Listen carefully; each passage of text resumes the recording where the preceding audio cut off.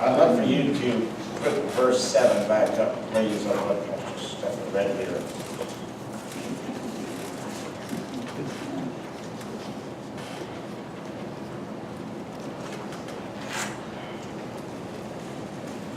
Everyone who is called by my name. And I'd like for us to, everyone, to read together the next sentence, the next short, brief part of that sentence. Maybe start in verse 7 at the part here. Everyone who is called by my name, together let's read the rest. Whom I have created for my glory, and have formed him, yes, I have made him. Amen. Would you agree with me that all that God creates is for his glory? Yes. Everything that God has created was for his glory. Yes.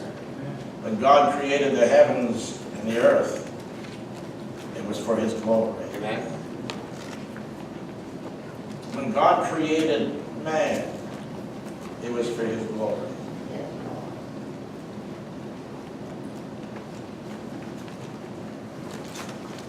When God chose Israel through Abraham, it was for his glory. He said, everyone who is called by my name. How many understand today that you are called by his name? Amen. You and I are God's idea. Yes. Isn't that a wonderful thought? God had you in mind when he created Adam and Eve. God had you in mind when Jesus was in the Garden of Gethsemane praying, when he said, Father, I thank you for the ones you've given me. Not only for these do I pray for, but I pray for all those who will come to me because of their word, the testimony they're preaching. Jesus at that time in the Garden of Gethsemane was praying for you. So he said, everyone who is called by name, that's you. Each and I, think about that. Just let that soak in for a moment. Each person called by his name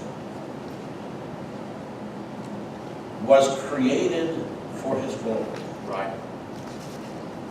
You became a believer for his glory. Amen. Isn't that a wonderful thought? Yes.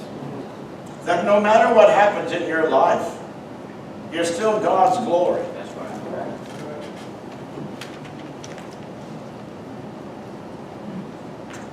And then he says, for the man, he gave women for their glory. In other words, everything that God creates, whether it is a creation independently or autonomously, or it is a relationship that God creates, is for his glory. Amen. God gave Eve to Adam for his glory. God manufactured, designed, call it what you like, marriage for his glory. Yes. He created the relationships for his glory. He created the church. He redeemed the church for his glory. Yes.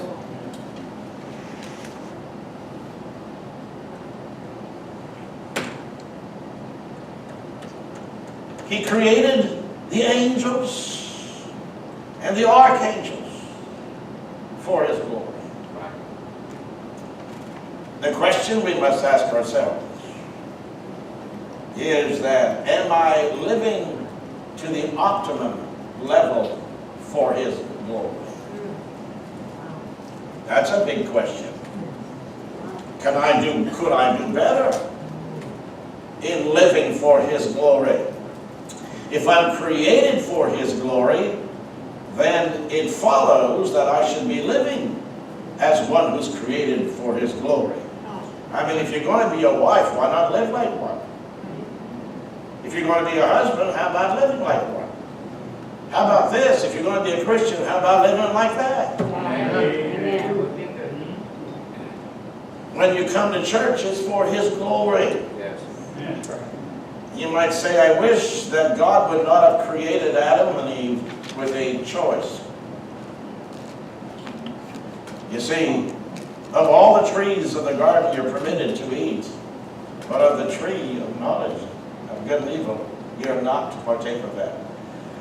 Well, that would have been very simple, wouldn't it? Then man would have been created robotically and would have, shall we say, had a relationship with God out of mandatory mechanical relationship. Right. Without a choice. Aren't you glad that God loved us by choice? Yes. He chose to love us. But listen, when God created the angels and the archangels for His glory, did you know that in heaven there was a choice before Adam was given a choice in the Garden of Eden? No. Lucifer was one of the archangels. He was the choir director and music director of heaven. He had a choice to serve God for His glory, for God's glory, but he chose otherwise. Pride entered into him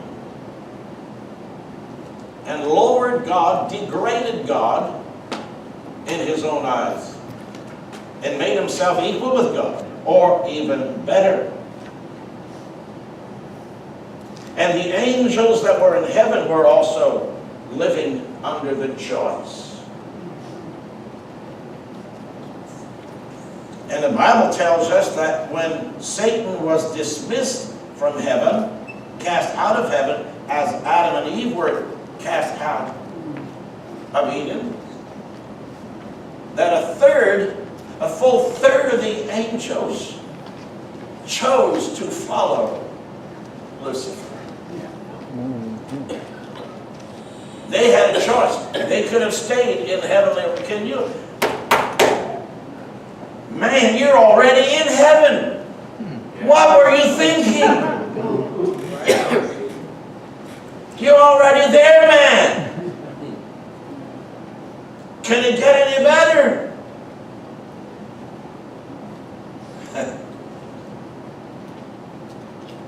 They thought they had a better idea than God. When Jesus came to this world, ministry beginning at the age of 30, he had a choice to glorify God or not. Yeah. And he chose to do his Father's bidding. And he says, I am careful to cross all the T's, dot all the I's, to make sure that I do always those things that are pleasing in his sight. It's a choice. Jesus had the choice of attitudes. Amen. Amen. Oh, I could have heard a couple of ouches there. He had a choice of also expressing bad moods. Somebody can say ouch or amen. Amen. Ouch. But he did not retaliate. In a sense, get even. Though he was reviled not again. When he was threatened, he didn't return the threat. Everything that Jesus did was by choice. Aren't you glad Jesus chose the right thing to do? Amen. When he redeemed us, it was for his glory. In other words, what I'm saying here today, everyone who are called by my name, whom I have created for my glory. I have formed him, yes, I have made him. Man was created for the glory of God. I believe that nations, Pastor Stephen, nations were established for the glory of God. Amen. The Bible says that he raises one up and he reduces the other. God still works in the affairs of international business around the world. That's right. God still works in the affairs of men. How many are glad that God is working on Kim Jong-un in North Korea? Amen. black man.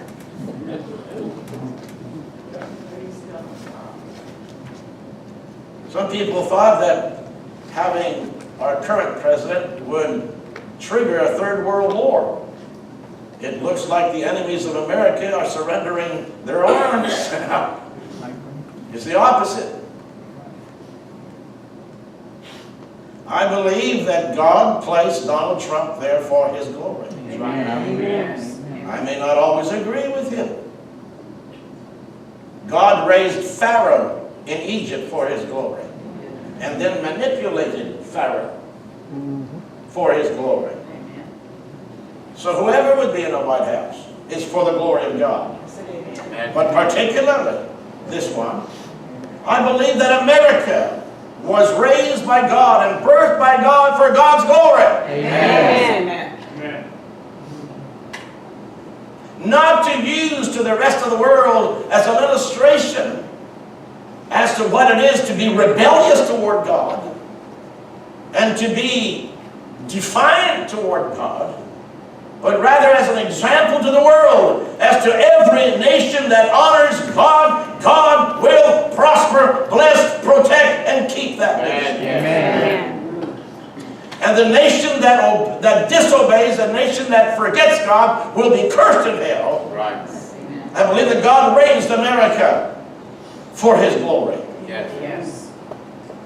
My brother called me yesterday, Peter, some of you know him. And he's already scheduled to sing for us on our 20th anniversary next year in October. How big is it? We already worked that out. And he told me, he said, I found a book, he said, I can't put it down, it's called God and Donald Trump. And it was interesting when he was telling me a little bit about it. Because remember Huckabee, Governor Huckabee from Arkansas, was running in the race in 16. And when he saw that he was not going to make it, he said, that's fine. And on that last debate that they had, he went to the back behind the curtains and he went straight to Donald Trump. And he said, I believe God wants you to be the next president of the United States. And I'm going to do everything I can to help you. That's Governor Huckabee. To this day, he's still an advisor. Remember that Governor Huckabee is still an ordained minister with the Baptist Church. Amen. God bless the Baptist.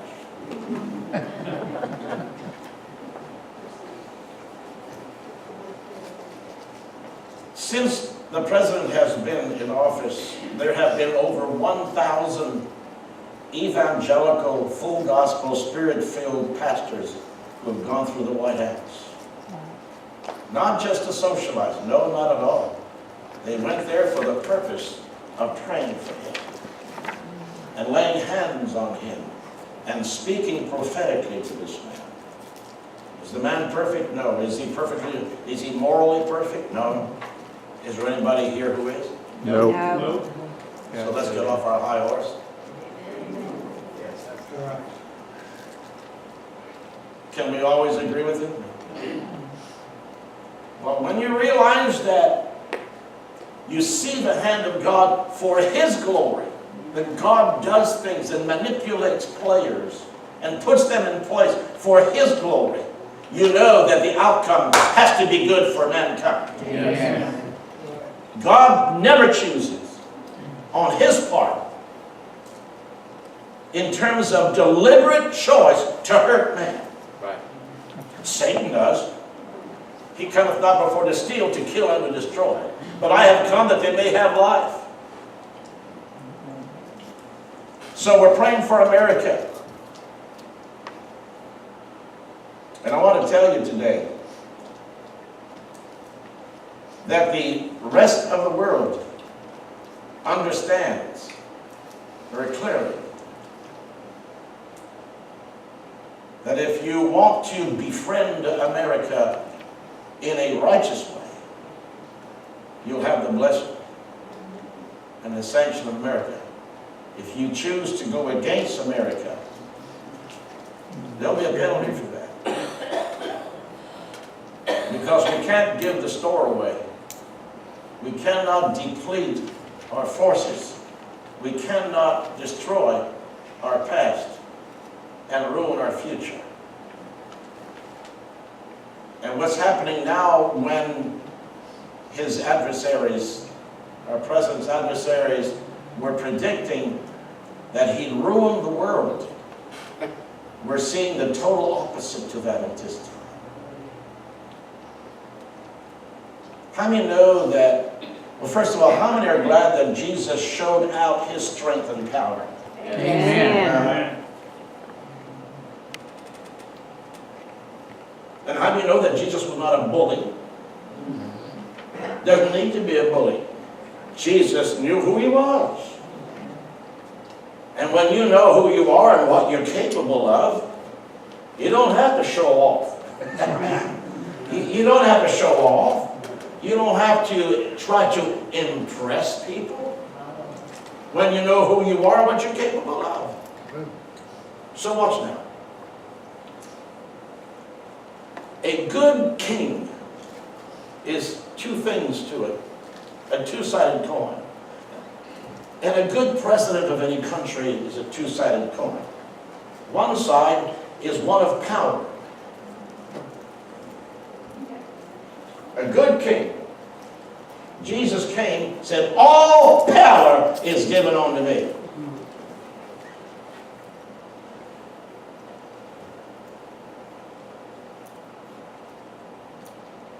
If you think about that for a moment, Satan tempted Jesus by saying, I'm going to give you power. Brought him to the Mount of Temptation there in Jericho and showed him his kingdom. Man, I'm going to make you a star. I'm going to give you authority and power. I'm going to make you important. I'm going to really raise you up, man, because you are a superstar. As a matter of fact, in 1970s or early 80s, they made a movie about Jesus, called him Jesus Superstar. How ridiculous is that? Who are you trying to impress? That is laughable on its face. Jesus doesn't need our accolades to impress him, to make him feel better about himself. He is who he is. End of discussion. So let me just go from there and say the one side of that coin is that a good king, a good president, as the King Jesus, the King of Kings, is demonstrated. A good king is demonstrated in his power. But the flip side of that is that a good king knows who he is and the capabilities he has. But the flip side is he's also a benevolent king. Yes, amen. A benevolent ruler. Not so with Satan. He tries to show you power. But how do you know there's a lack of benevolence on his part? It's not for your sake that he shows you power for his own. Very selfishly. And so we have Jesus that has shown us both sides of God. Because Jesus is the strong man who came and took possession of this house. Destroyed the previous occupant. You got those envelopes in the mail? Occupant. I'm glad they don't put an S on that, occupants. I mean, what's an occupant? You know what I mean?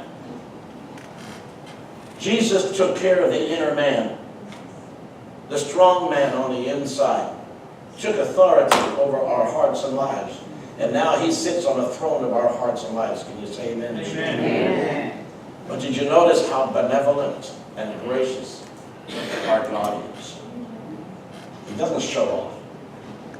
But he's there in our lives to show his mercy, his grace, and his patience toward us to secure us when we need it the most.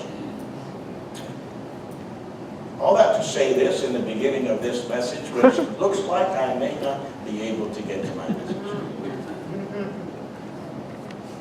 How many here today, and those watching by YouTube, those listening by CD, how many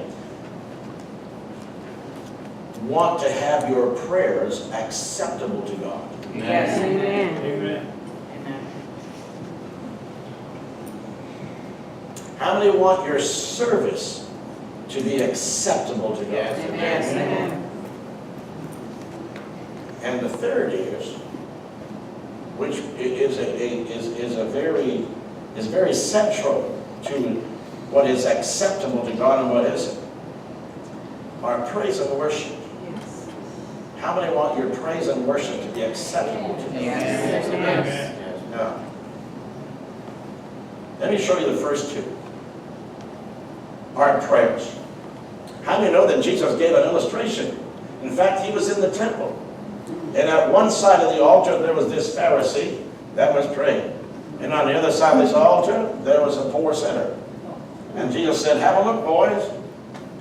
Object lesson here. And the Pharisee over, thank you, God. I'm not like him. I'm holy, righteous, and my garments show it. See, I fast and pray out in the middle of the street, show everybody how great I am. How great I am. Sign it every day. And then Jesus said, you know, this sinner over here beat his chest and said, Father, God, forgive me. Have mercy on me, for I am a sinner. Jesus said, whose prayer was accepted of God? So there are prayers that are not accepted of God. Right. Can you imagine that? In fact, there are prayers that insult God.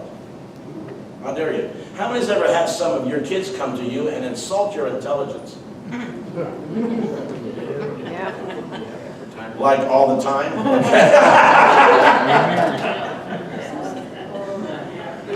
Because you know, you and I have been around the block, okay? We've been there, done that. We can smell an hypocrite and a sneak. Oh, hey. I remember I was maybe 6, 7, 8 years old, and my cousin and I, Danny, would go on the streets and look for cigarette butts. Of course, we'd get some matches, and boy, we'd look at a cigarette butt and say, that guy was cheap. He smoking down, John. Just a little roach knife. Then another guy that had a cigarette left over. Oh, I'm glad that guy was in a hurry. Yeah, so we were smoking this. And then, of course, we're Big Shot. And then it dawned on me, I have to face authority when I get home. I ain't looking like that.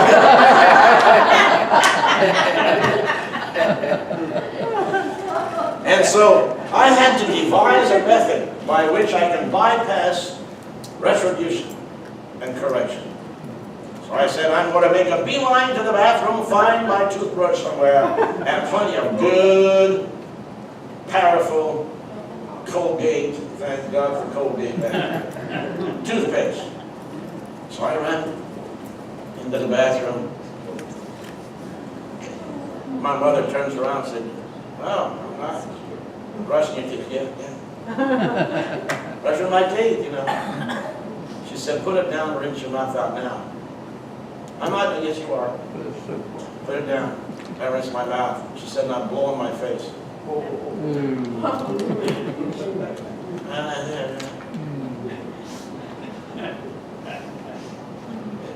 What do you insult your mother? Since when do you punk run into the house just to get cleaned up? You don't do that. You are the stinkiest, messiest one that I have to push the hardest to brush his teeth. All of a sudden, you ran to the bathroom. You instantly got saved. I want to brush my teeth, bless God.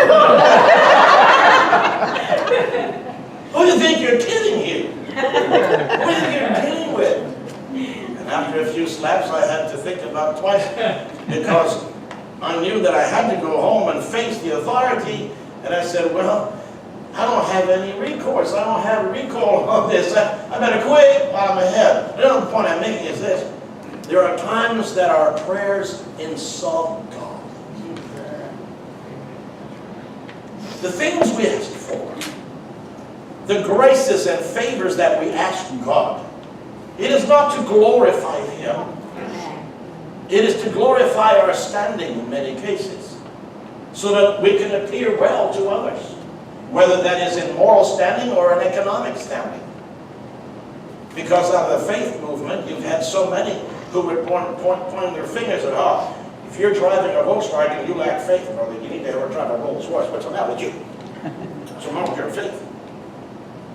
You got to have a mansion. You got to have a personal private jet. Otherwise, God's not blessing you. When you ask God to prosper you so you can show off, how many know that's an insult to God? Amen. Flat out insult to God. Who are you trying to impress? Who are you trying to impress? Jesus was born in a barn. Give me a break. He didn't have to run around with big rings and crowns and stuff like this to show out and show off. He knew who he was. Right. I don't have to try to impress you by my economic status. I was told over the years. I was told over the years. Get this, brother, curly, whatever you want to be. They would tell me over the years, other preachers, and they said, this is why I ride Cadillacs, this is why I ride the big cars, because people will judge you in success of ministry by the car you drive. I didn't even have to meditate on that. Didn't have to think about it. Profound thoughts. I thought to myself, you shallow, self-absorbed, self-centered person that doesn't even know Jesus, how dare you insult my intelligence? That I would have to get a big car to show that I'm successful in ministry? What's that? That's insane. John the Baptist was the greatest of all the prophets. Yes. There was no prophet, there was no man or woman born that was as great as John.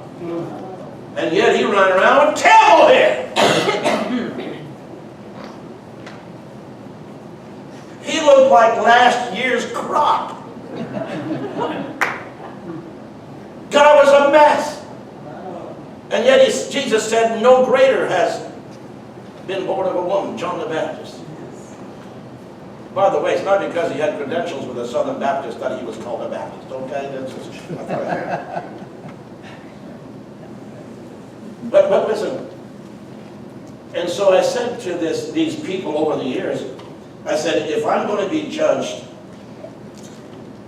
in terms of the value of me based on the car, then I don't need those kind of people in my life. Amen. Because they don't see me for who I am in the Lord. They see me, evaluate me based on their own level and matrix of measurement system of success. Yes. Which this is not. If that be the case, Abraham did not succeed, Moses, Jeremiah, Isaiah, none of them, including Jesus, who died alone on the cross. They were all failures. All failures.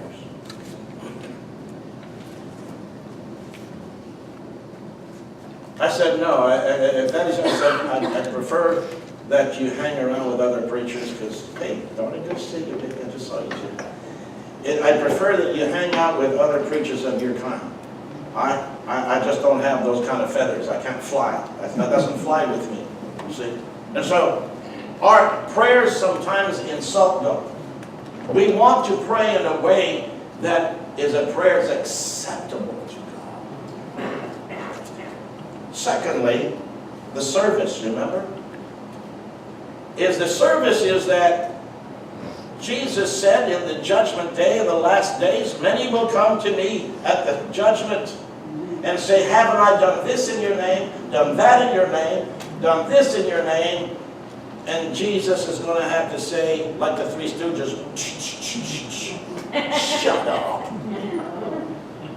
And go, punk, twist, whatever it is that the Three Stooges used to do. I don't even know you. Your service was not acceptable to God. In fact, Jesus said service that is acceptable to God, you can find it in the parable of the sheep and the goat. Yeah. It's very simple.